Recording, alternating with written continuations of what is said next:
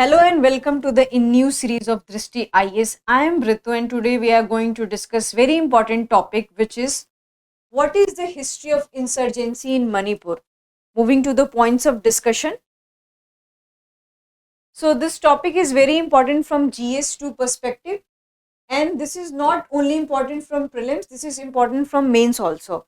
So our points of discussions are the news, and we will also know the background, history of conflict in Manipur, government reaction, Kuki-Zomi insurgent groups, dominant groups, insurgent groups and politics, and practice question for prelims and mains. So this is all we are going to discuss. Moving ahead, the news. So what happened that there is a violence going in Manipur, and the Chief Minister of Manipur, who is N Biren Singh, had said that around 40 insurgents had been killed by the security forces in the Manipur. But this has been countered by the Kuki National Organization, and they said, there's nothing like that in the state. And why we are studying this? So let's have a brief background about this topic, because in the beginning of this month, what we have seen that, there is a huge violence in the Manipur, and not only Meiteis are involved, other tribal groups are also involved in this violence. And what was the reason for the violence in the Manipur, and which is still ongoing, and so many people are affected because of this violence. So the Manipur High Court has asked for recommendation from the central government that, that whether they are reviewing the status of ST status of Meiteis or not. So in response to this, the tribal student union of Manipur has asked for the solidarity march. And after that march, there is a violence in the Manipur, and mostly in this violence, the Kuki and the Meitei communities of Manipur are involved. And because of this violence, more than 60 people have died, thousands of people have been displaced, they are residing in the jungle, they are residing in the camps, and there is an intense situation in the Manipur, and people are not living their normal life. So this is the problem, and this is the background about this topic. Moving ahead. History of conflict in Manipur. So before going into the topic, any topic, it's very important to know the history and the background, because it will give you conceptual clarity about the topic, and it is very helpful for the mains. So when this conflict is started, or when this insurgent groups started working in the Manipur, so in 1950 Naga national movement has been started in the state.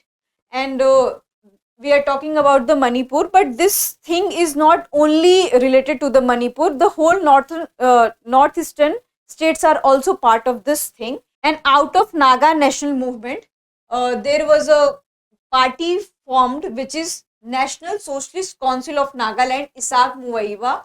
And this operation has been carried by the 1950s only. But in 1997, they had made ceasefire agreement with the government of India. Then you may wonder that what is this ceasefire agreement, because earlier they are armed and they used armed against the security forces, but they had made agreement that they will not use armed against the security forces, as well as government of India also made that agreement that they will also not use armed against the all these groups. So what we are seeing that around 40 years there is a tension situation between whole states. So this is the problem. And while this movement, what happened that out of the inspiration of the Naga national movement, the Meiteis, who are the largest community of Manipur, they also got inspiration, and they also started protesting that we didn't want to part of the Indian territory, but in 1949 Manipur state has been merged in India, and in that merger their will was not accorded. So this is their demand. Moving ahead. So in 1964 there was an organization formed, which is United National Liberation Front. And what happened that after this organization formed, there was a demand for the separation from the Indian territory, and mostly this organization was led by the Naga people. But here in Manipur, Meiteis are also involved in that. They also want a separate country from the India. And because of this influence, several organizations have been formed, like People Liberation Army, and they having a dual purpose. So what was the purpose? First, they want independence from India, and second, that they want to ward off the Naga insurgent group, because Naga were highly active in all those northeastern states. So many communities felt threat that their culture, their politics, their own lives is compromised. So they also want to attack on Nagas. Because of all, not just Nagas are involved in insurgency, all the communities started involving in the insurgency. So this is the history. And after that, we are discussing about the Kuki tribe. So the Kuki-Zomi groups came in retaliation of the Nagas attacks, because Naga were constantly attacking on Kuki-Zomi group, and they are saying that you are not the native of this place, and they are in the constant clash that Kukis are the outsider, they came from the Myanmar. On the other hand, the Nagas are saying that we are the native of this place. So this is the conflict between the Kukis and Naga. And in 1993, what happened, that there was a huge massacre in Manipur, and in that more than 1,000 Kuki people have been died, and thousands of people have become homeless. And the Kuki felt that their life was in danger, and they were also angry on local Meiteis, that because when there was a fight between Kukis and Naga, the Meiteis didn't come to support the Kukis. So this is the saying by the Kuki people that we also want our insurgent groups, because our life is in threat. So they have also started making armed groups. Moving ahead, government reaction. So what was the government reaction about all these insurgency groups? So in 1958, there was a special act, which is Armed Forces Special Power Act. So it was enacted in few areas of Nagaland as well as Manipur. But what is the peculiar feature of this act? That any armed forces has been given right that they can arrest any person without warrant. If any armed person is feeling suspicious about any person, that this person is involved in illegal activities, then they have right to arrest this person. But what happened, that this APSPA Act has created more turmoil in the whole northeastern state, and we remember that so many protests happened because of this APSPA Act. And we could not forget that Irom Sharmila, who kept fast for 16 years because she wanted to repeal this act from its state. So this is the history of APSPA Act. And in 1980s, whole Manipur was declared as disturbed area, and there were various peace talks held between central state and the Kuki tribes. But despite having so many peace talks, the situation was not calm in the Manipur. So later the situation got calm after 1980s, and in the 21st century the situation is much better, and slowly the APSPA has been removed from most of the northeastern state. But right now there is also APSPA in few areas of northeastern state, but it was not fully. In 1980s, most of the states having APSPA in whole state, but right now the situation is in control. But one of the interesting fact about all these things is that valley people never indulge in any peace agreement with the center and the state. And who are these valley people? Because the whole Manipur has two categories. One is valley people and other is hilly people. So valley people where mostly Meiteis reside, and in hilly areas where tribal reside. So Meiteis are the largest group of Manipur, and they consist more than 50% population of the state. And in hilly areas most of the tribal lives. So valley people, which is largely consist of Meiteis, they never made any agreement with the government of India that there should be peace in the state or in the whole country. So this is peculiar thing about this talk. Moving ahead, the Kuki-Zomi insurgent group. Before going into discussion that what is the insurgency related to the Kuki-Zomi group, first of all we should know that who are the Kukis. So Kukis are not just single tribe, they are ethnic groups which consist multiple tribes, and it is believed that they are native of Lushai Hills, which is in Mizoram. But few people also said that they have migrated from the Myanmar. but in general it is believed that they belong to the Mizoram, and later they have spread to the parts of Manipur and Nagaland also, and in few parts of Tripura also. And right now where they are residing, so they are also available in Manipur, Mizoram, and few other parts of the world like Myanmar and Bangladesh also. So we have already discussed that there is a conflict between Kuki and Naga, and in the retaliation of Naga's what you can say insurgency, the Kuki had started their own insurgency group, and eventually they also started demanding Kuki land. In their local language it is also called Jalingam, which means that land of freedom. So they also want a land which should be separated from the Indian territory. But right now their demands have been changed, and there are various factions among the Kukis. One faction is saying that there should be Kuki land which should have a separate country status. It should not be merged with India. And there is another group that they want a Kuki land which should be a separate state in the India. There is another group which is residing in Manipur. They want a separate district for the Kukis. So this is their demands. And what is the area for each Kuki land? The people who wants a separate country, they want area from Manipur, Mizoram, Nagaland, Tripura, and also area from Myanmar and Bangladesh, so that they could have a separate country. The people who are residing in India, they want a separate state, so they want all these states which consist the population of Kukis.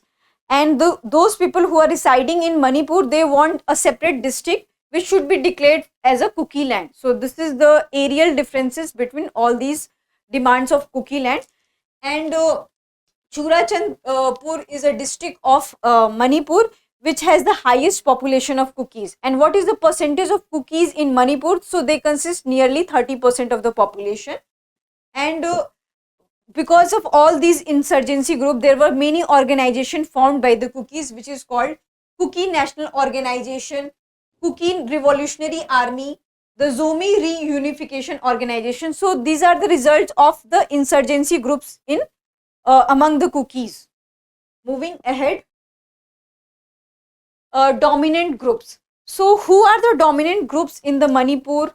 So as we have already discussed that, you know, Meiteis consist largest population in the Manipur. So it is very obvious that, you know, dominant groups comes from their community. So recently UNLF considered as a mother of all Meiteis insurgency groups. So United National Liberation Front is the mother of all insurgency groups.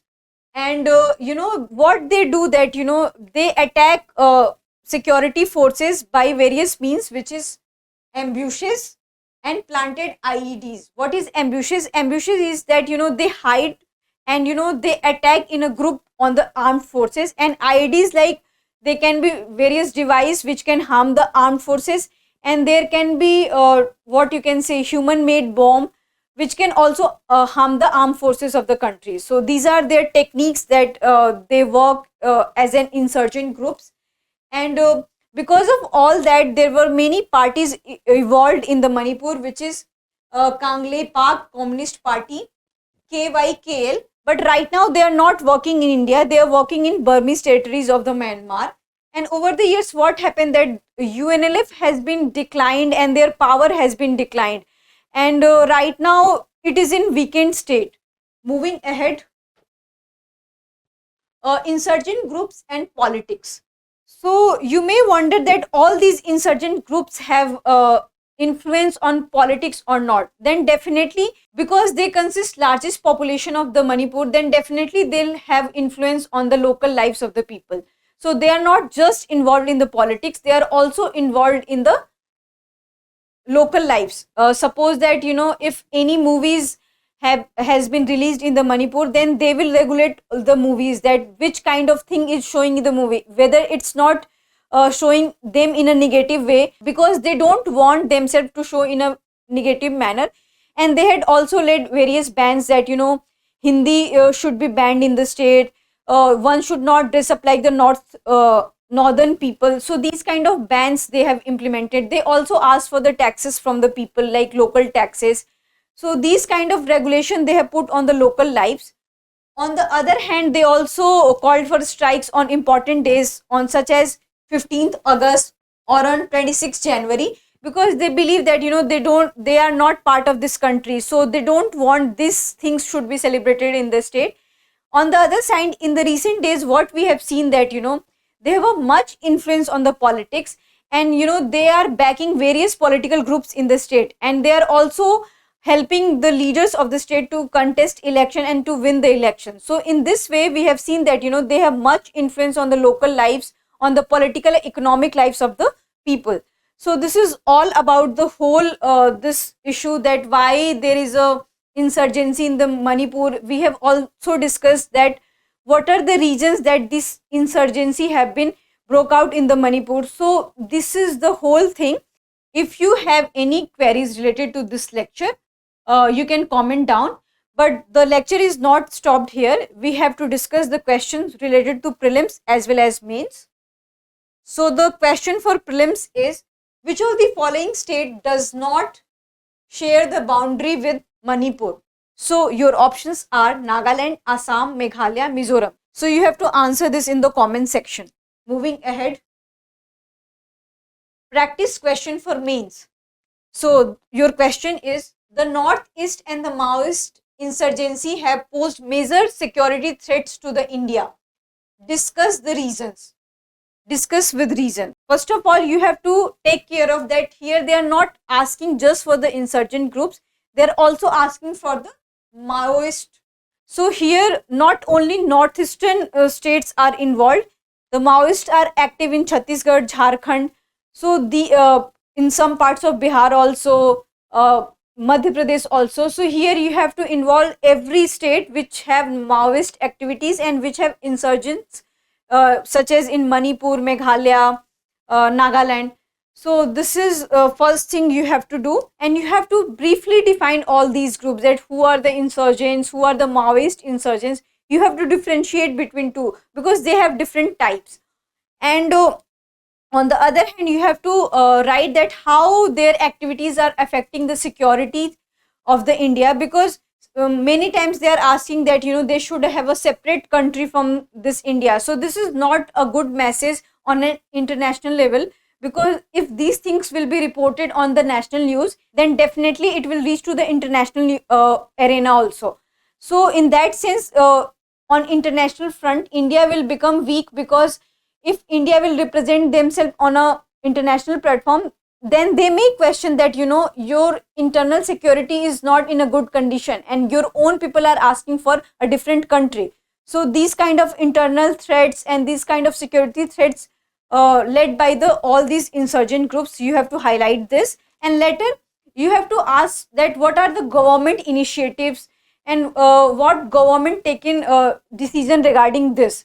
So APSPA is one of this, and other acts have been also introduced by the government of India in order to control all these Maoist and all these insurgent groups. So you have to also mention the government initiative, and later you have to also find out that why they are becoming Maoist, why they having dissatisfaction towards India.